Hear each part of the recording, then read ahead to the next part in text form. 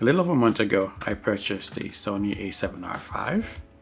I did this to replace my Nikon Z6, and in today's video, I want to talk about the things that I like about it, what I don't like, contrast it with some of the things about the Nikon, and tell you if this camera is one that you should purchase.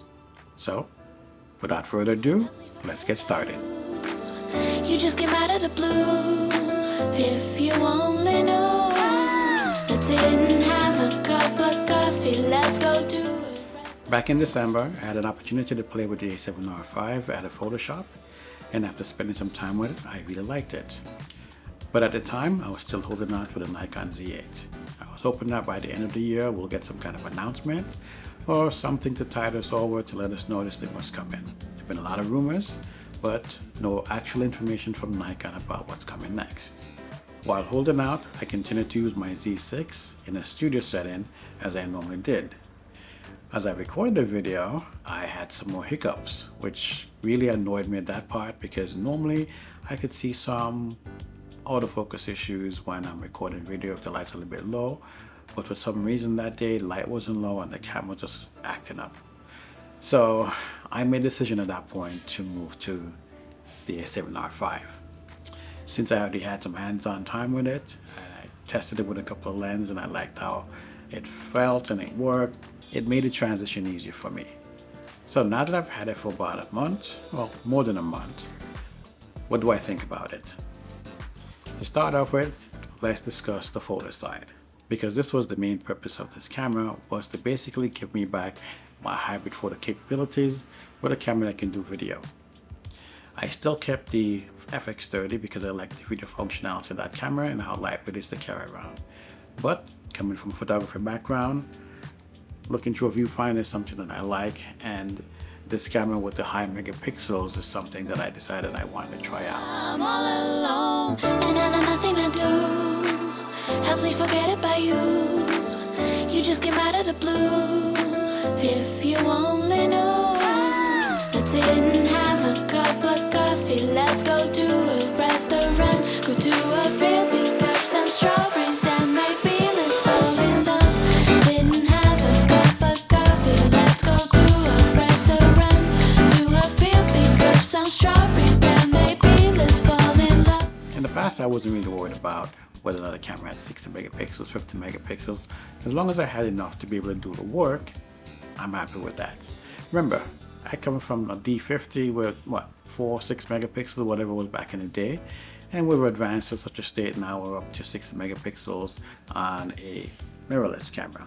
So I know from photography experience that that's going to be a large file, and I don't do studio work like I used to do in the old days, events or anything of the sort. So I kept the camera at 26 megapixels because I didn't want to have to deal with any large files. Considering I'm traveling around, I have a laptop with a 1 terabyte hard drive. With the video files I'm generating, they can get large, so didn't want to add photos to that. On the photo side, this camera has a really good viewfinder and a pretty darn good screen. One of my reasons for staying away from Sony cameras in the past was that their screen was small. Well, 3.0 versus 3.2 on the Nikon side, but they also had a low resolution. And I was surprised for Sony being a company that makes TVs and high resolution phones. Why would they have a crappy screen on their cameras? It just didn't make any sense to me. But this new camera comes with a multi-angle screen, which, you know, it's pretty cool. If you want to shoot photos and you want to get a low angle or high angle, you can flip the camera, you can flip the screen to different angles, put it off from the body and move it around. And I really enjoy that about the camera. But I have to tell you, when I first got the camera, I started using it like the FX3. It was just pretty much screen only. And the reason why I like that is the screen was able to be tilted directly from the camera, so I'm looking straight down the lens and seeing what I wanted to see. It kind of took me a while to get used to doing the side flip on the FX30, but I got used to it over time. But with this camera, having it being much like the Z6 where you can tilt it up to film with or flip it off to the side, you know, that makes for some useful positions when you want to shoot photos. Truth be told, I did more videos with this camera than I did photos. So it took me a couple weeks before I actually got to the photo side of things. Now let me say this, I've tested it with the 24-120 lens, and I think the thing that really held the camera back at that point was the lens. I did test the 24-70 f2.8 G Master when I was in a store, and focusing was really snappy on that. But because I'm traveling around and I have my gear in my bag with me, I wanted something to be lighter, and the 24-105 was actually the lighter of the two. And also doing video, that lens actually works much more. Most of the things I'm doing is in daytime. I do have a couple of prime lenses, granted they are APS-C lens, but they will work fine with this camera. So far the 26 megapixel photos from this camera have been pretty good. They're actually awesome. I would say that compared to the FX30, I like the files from this. The white balance seems to be better, and I think the color, like one of the things I complained about from the FX30 was that the blues didn't look blue, but in this camera it actually looks blue, which is something that I appreciate. Because again, on the Nikon side, picture quality is just awesome. There is not much to worry about that. There's not much to tweak. The standard thing looks good. If you put it in vivid, it just like really pops. So that was one of the things that I consider a downside for this camera. Let me talk about controls for a minute. Now, if you look at this, you notice there's no screen up top, which I was kind of surprised considering my Z6 had a screen on top, which I appreciate. I can, look at some settings. If it's at nighttime, tap the button and be able to see my settings, because, most of these cameras, unless you're at the top level, the buttons are not lighted. Sometimes I want to do astro work and I wanted to shoot at nighttime, and it's really helpful if you have a screen that you can look at real quick, or at least some buttons on the back of the cameras that are lighted. And I think that was a miss for Sony in not putting it on this camera, considering what it cost. So that's one of the negatives. I wanted to just leave it to the end, but I guess I'll just incorporate it in here. The controls, they feel, if you can hear that, loose is the term I would say, but at the same time you can move them pretty fast to change your aperture and your shutter speed. So there's a plus to that. There's a third wheel here, which is for your EV, and I don't know why I had such a big wheel. I'm kind of used to the Nikon. You push a button and you turn one of the wheels, and you modify your exposure. So yeah, that's something that's been different, but I can appreciate that. On the video side of things, I've repurposed it to do my aperture if I want to. Of course, the back wheel is where you can set your aperture. Sorry, you set your ISO, but going back here and doing this, so when I'm trying to hold the camera this way to record, everything is at top. And the reason why I do that, and I know I'm straight into the video side of things, but just to say, the controls being at the top with all three of those wheels, it kind of makes it a little bit better for video. One of the other things I like on the photo side are the custom buttons. Just about every button on the back of the camera can be repurposed as a custom button. So you can program things for whatever you want. If you watch my past video, you will see I talked about I utilize one of the buttons to be able to turn on the clear image zoom when I use prime lens on this camera. And eventually I end up programming that to the actual button on the side of the lens, which, again, as you're creating the lens, it makes it easier for you to just push that button and turn the wheel and be able to zoom in. This particular lens is on the camera, the 16-35 f4. It's a power zoom, and the rocker is right here. You can move it up and down to zoom in. When I'm using the 24-105, I don't have that functionality. If I want to get in a little bit tighter, I can turn on the clear image zoom. So imagine this, you have 24-105, you're going to crop sensor mode, you extend it a little bit, I think it's more like 175, somewhere around there.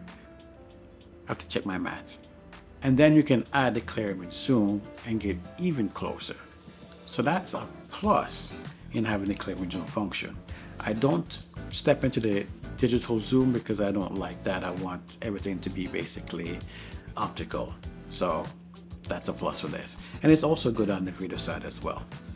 Now, hopefully I'm not missing anything on the photo side. But I can tell you, as far as nighttime stuff, I had not an opportunity to test that. And I shouldn't say nighttime, it's more astro stuff, because this being a full frame camera, I wanted to be able to take some shots of the stars and see if I can catch the Milky Way. But I'm not in an area that I was able to see the sky to be able to do that, so I leave that for some time in the future. But for regular nighttime shots, low light stuff, if you look at my past videos, I've done some with the 8K setting and the 4K setting right out of the box, because again, video is the thing that I do right now and I want to see how well this camera performs for video. So I've tested out functionality, so go back and watch some of those videos if you want to see how this camera performs when it comes to low light in video. Now, as I'm going video, let's just jump into it, because I keep bringing it up because again, it's one of the main things that I really wanted this camera for. It doesn't really set up to the same level as the FX30, but the low light performance is actually pretty good on this camera. And I guess being a full frame, it goes up to 32,000 ISO if you want to do low light recording. So it's actually good for low light. I've had no trouble using the autofocus or with a lot of grain when it comes to low light stuff. I've tested the 4K, I've tested the 8K, and all of it works very well.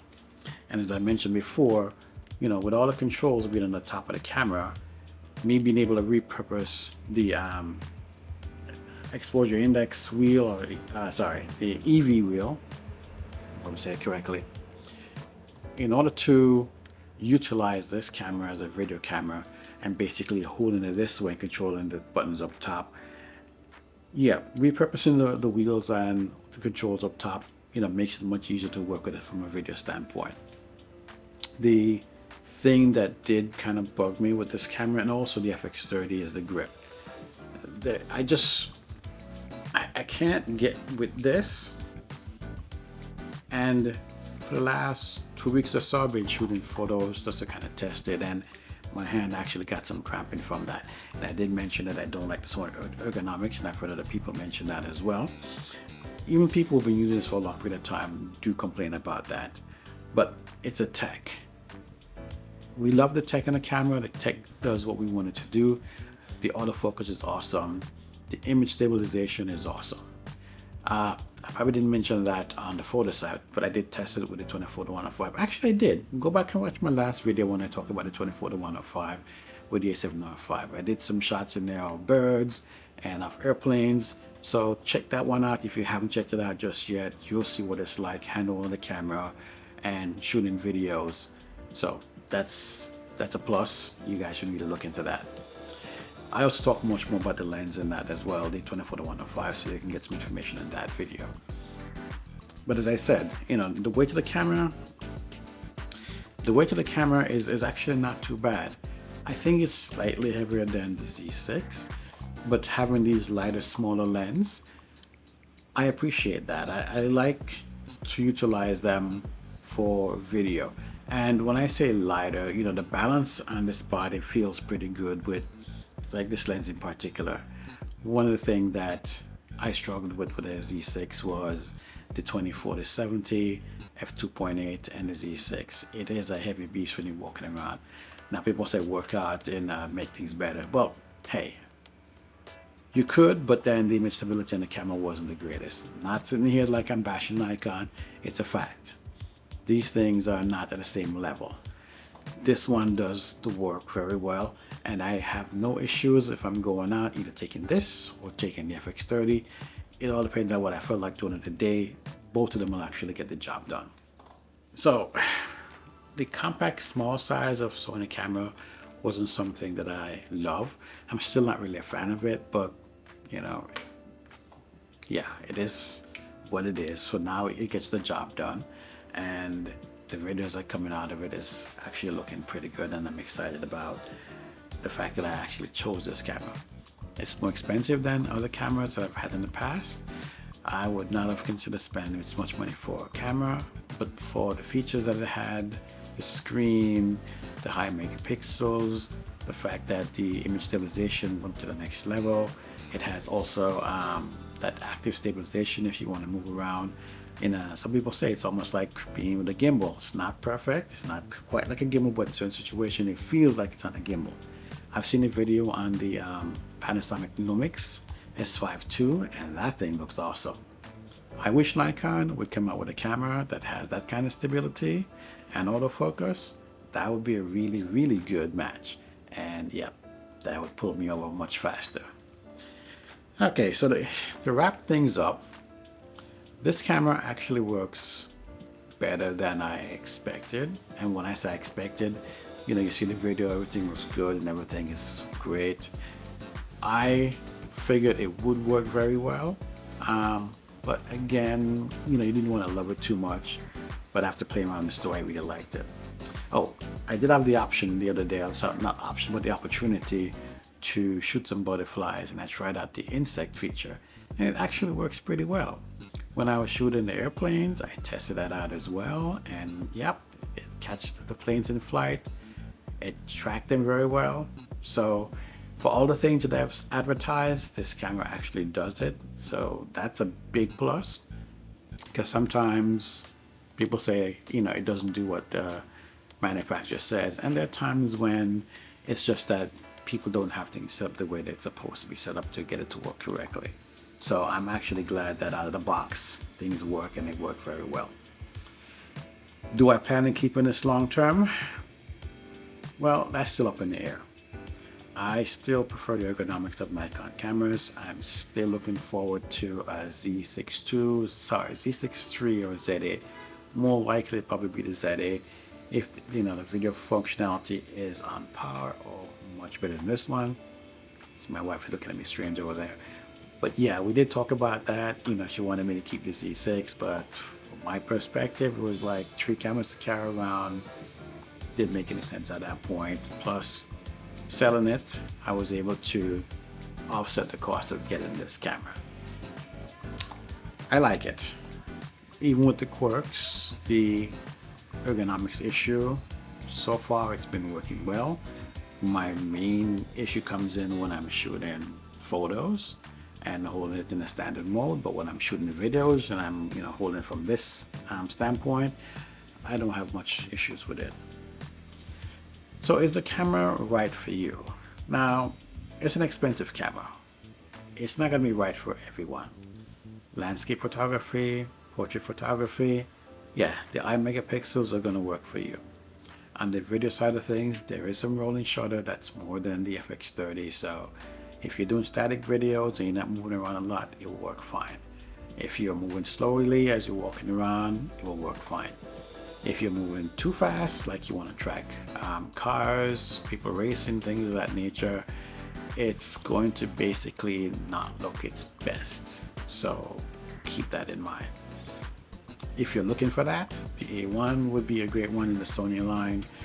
The Nikon Z9 is a phenomenal camera. I think right now, I've been seeing a lot of videos lately that a lot of non-Nikon shooters, I've been seeing that camera and realizing how fantastic it is for photo and for video. So it is cheaper than Sony's A1. It's bigger, bulkier, but it's the typical photographer's camera with some really excellent video qualities built into it. So that's something to keep in mind. 5500 versus 6500, there is that. Lens cost, if you're a Canon guy, the cool thing about that is that you can adapt your if you're a Sony guy, you can adapt your Sony lens to a Nikon camera. So that way, if you decide you want to go to Z9, you don't have to get rid of your lens collection unless you just want to get all Nikon lens. So, there are some plus and minuses there. So that's what I think about the new Sony A7R V after a month of using it. It's been a great camera to work with. The weight of it is not too bad, and I know that I mentioned in one of my videos that I now have 2 bodies and 4 lenses, and they come in at a couple of ounces less than my Nikon N4 lenses. So yeah, is it for you? If you can afford it, and you like what it can do, get one. If it's too pricey, probably want to stick with something else. Anyway, thanks for watching the video, and I hope you join me next one. Take care.